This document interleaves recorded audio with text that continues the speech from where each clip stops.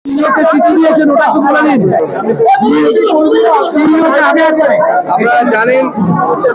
জানেন যে আমি একটা চিঠি দিয়েছি। আমাদের ডায়মন্ড হারবারের প্রেসিডেন্ট সোমা ঘোষ আজকে আমাকে লিখিতভাবে জানিয়েছেন যে আজকে দুপুর 12টা 15 নাগাদ যখন আমাদের কর্মীরা নিয়ম মতো ভিডিওর ডাকে যখন তারা বৈঠক করতে গেছিলেন, নির্বাচন সংক্রান্ত বৈঠক, সেই বৈঠক করতে যাওয়ার সময় তাদের বাইরে ওই বিডিও অফিসের বাইরে থাকা তৃণমূলের গুন্ডা বাহিনী প্রায় 100 থেকে 150 জন তারা আমাদের কর্মীদের মারধর করে। যাদেরকে মারধর করেন তাদের মধ্যে একজনের বয়স সিনিয়র সিটিজেন, বয়স অনুসারে তিনি সিনিয়র সিটিজেন, এবং তার সাথে সাথে তাদেরকে অ্যাবডাক্ট করা হয়, অর্থাৎ অপহরণ করে তাদেরকে ধরে অটোতে তুলে নিয়ে যাওয়া হয়, গাছের বাঁধা হয় এবং তাদের সাইকেল এগুলো ছিনিয়ে নেওয়া হয়। যদি নির্বাচনের বৈঠক করতে গিয়ে এই ধরনের ঘটনা ঘটে তাহলে রাজ্যে নির্বাচন হবে কি করে? রাজ্যে তো নির্বাচন করার পরিস্থিতি থাকবে না যদি এই ধরনের ঘটনা হয়। না, এটাই ডায়মন্ড হারবার মডেল। তো আপনারা দেখলেন তো, একদিকে যেমন মহেশতলাতে হলো, আজকে বিরোধী দলনেতা গেলেন মহেশতলাতে, তাকে যেভাবে আদালতের রায়ের বিরুদ্ধে গিয়ে হ্যাকেল করা হলো। আমি সেদিন মহেশতলা যাবার চেষ্টা করেছিলাম, আমাকে রাস্তায় যেভাবে আটকানো হলো, এবং তারপরে মুখ্যমন্ত্রীর বাড়ির সামনে আমরা গেছিলাম, যেভাবে আমাদেরকে জোর জবরদস্তি করে ভ্যানে তোলা হলো, প্রিজন ভ্যানে তোলা হলো। এটাই পশ্চিমবঙ্গ মডেল, এটাই মমতা এবং ভাইপো মডেল, পিসি ভাইপো মডেল।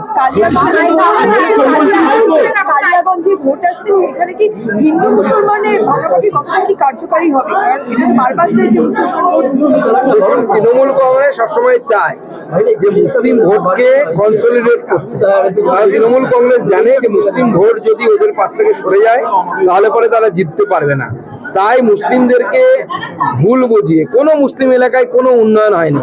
আপনারা দেখেছেন কালীগঞ্জে শেষ দিন যখন আমি এবং বিরোধী দলনেতা একসাথে মিছিল করছিলাম, আমরা 1 হাঁটু জলের মধ্যে দিয়ে যেতে হয়েছে, একটা সময় এরকম হয়েছে। তো এই যে অনুন্নয়নের চিহ্ন, যার জন্য ফিরহাদ হাকিম সাহেবকে ওখানকার স্থানীয় মুসলিমরা তারা ঘেরাও করেছিল, আমরা ঘেরাও করিনি, বিজেপি ঘেরাও করেনি, স্থানীয় মুসলিমরা ঘেরাও করেছে।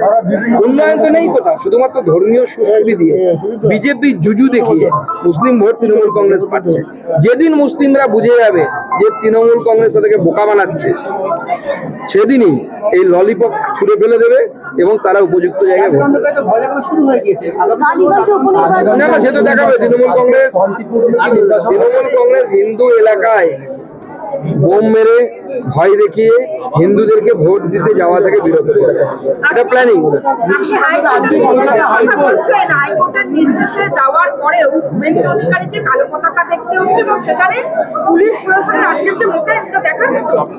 না, পুলিশ প্রশাসন পুরো প্ল্যানিং করেছে। আমার তো মনে হচ্ছে এটা পুলিশেরই প্ল্যান, পরে সেটাকে তৃণমূল কংগ্রেস ইমপ্লিমেন্ট করেছে। মুখ্যমন্ত্রী বলছে দেশের গণতন্ত্র নেই, কিন্তু শুধুমাত্র 4টে জেলা নয়, যদি কেন্দ্রের টিম চায় তাহলে এই দুর্নীতি তদন্ত রাজ্যের সমস্ত জায়গায় করতে পারবে।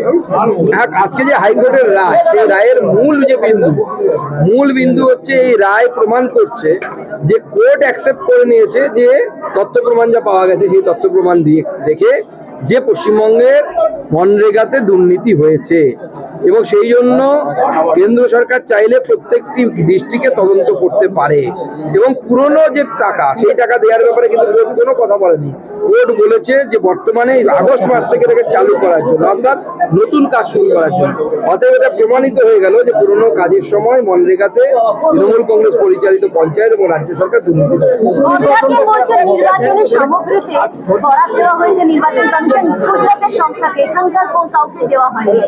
দেখুন, নির্বাচন কমিশনের উপরে যদি কোনো প্রশ্ন থাকে সেটা নিয়ে তারা কোর্টে যাক। নির্বাচনের সামগ্রীর যে বরাত, সেই বরাতের নিয়ম কি? টেন্ডার হবে, টেন্ডার হয়ে যে টেন্ডার কম পয়সায় দিতে পারবেন তার কাছ থেকে নেওয়া উচিত।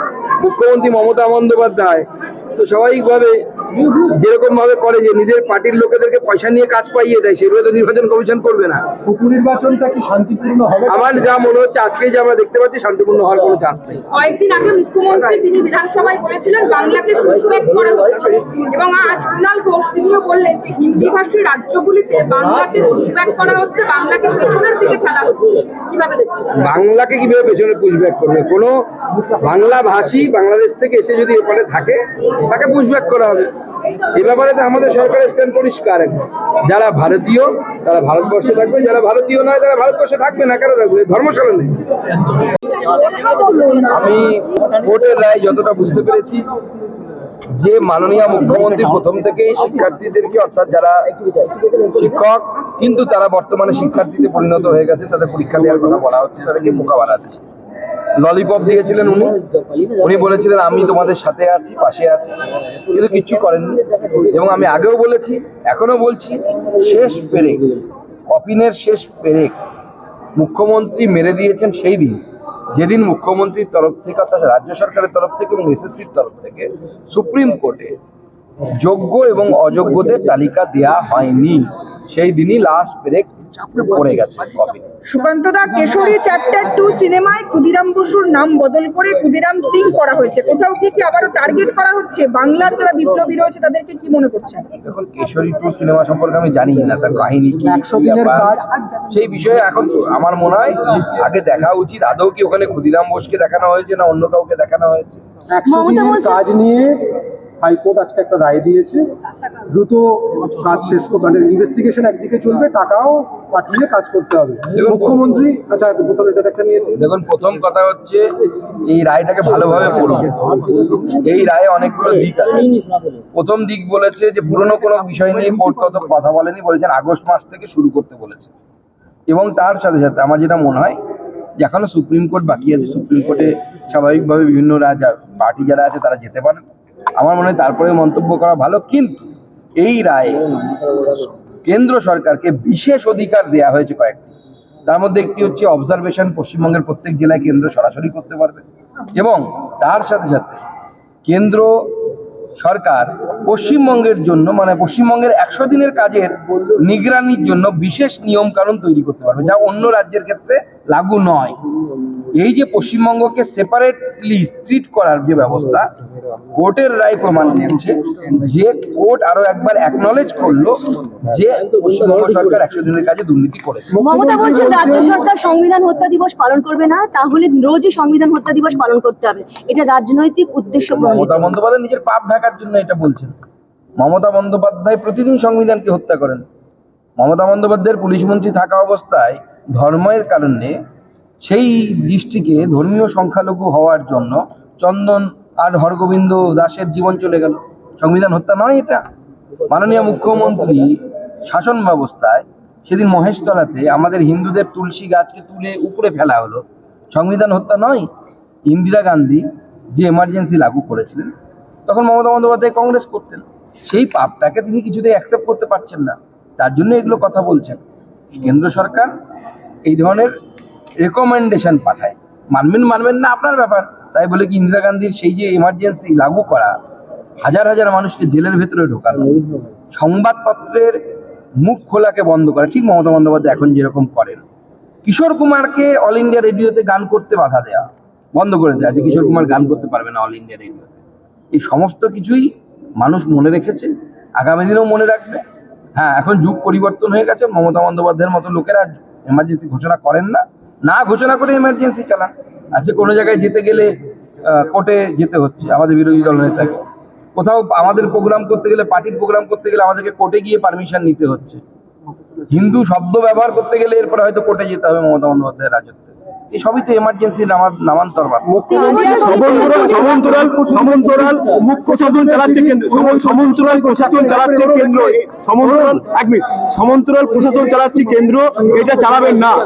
সেটা হচ্ছে মুখ্য সচিবের চিঠিটা দেখিয়ে উনি বলছেন যে চিঠিটা প্রশাসনকে পাঠানো হয়েছে কেন্দ্রের তরফে সংবিধান হত্যা দিবস পালন নিয়ে, সেই নিয়ে উনি বলছেন যে সমান্তরাল একটা প্রশাসন চালাচ্ছেন কেন্দ্র রাজ্যে।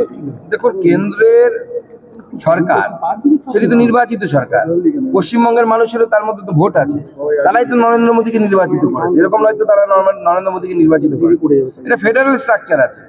আমাদের স্বরাষ্ট্র সচিব বা ভারতবর্ষের ক্যাবিনেট সেক্রেটারি যদি চিঠি চান, তো স্বাভাবিক তো সেই সেক্রেটারি তো চিঠি সেক্রেটারিকে দেবেন, মমতা বন্দ্যোপাধ্যায়কে তো চিঠি দেবেন না। আমাদের শাসন ব্যবস্থার একটা নির্দিষ্ট নিয়মাবলী আছে। অ্যান্সারেবল সাইন করা যে অর্ডার বেরোয়, সেই অর্ডারে মুখ্যমন্ত্রীর সাইন থাকে না চিফ সেক্রেটারির সাইন থাকে। না এডুকেশন মিনিস্টারের সাইন থাকে, এডুকেশন সম্পর্ক কিছু বেরোবে না, এডুকেশন ডিপার্টমেন্টের কোনো সেক্রেটারির সাইন থাকে। ভারতবর্ষের 3টে কাঠামো, বিচার ব্যবস্থা, এদিকে আমাদের লেজিসলেটিভ মানে স্ট্রাকচার, আর একদিকে হচ্ছে এই আমলাতন্ত্র। এই 3টে মিলেই ভারতবর্ষের গণতান্ত্রিক ব্যবস্থা, সেটাকে তো মানতে হবে। তিনি আরো বলছেন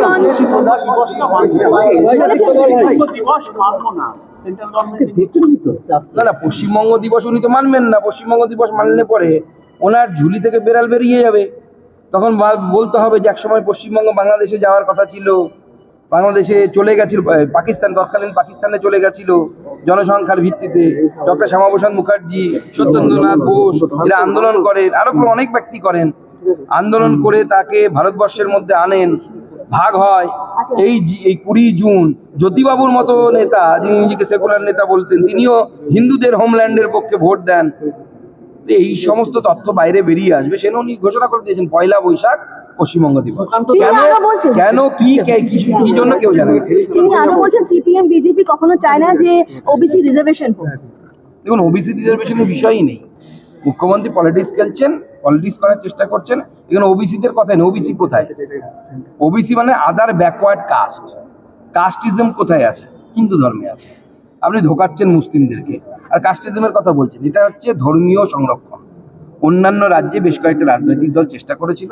ভারতবর্ষের সংবিধান যেহেতু মানে না যে ধর্মের ভিত্তিতে কোনো রিজার্ভেশন দেওয়া যাবে না, তাই ঘুর পথে মুসলমানদেরকে রিজার্ভেশন দেওয়া হচ্ছে। ইসলামিক রিজার্ভেশন, এটা ওবিসি রিজার্ভেশন নয়।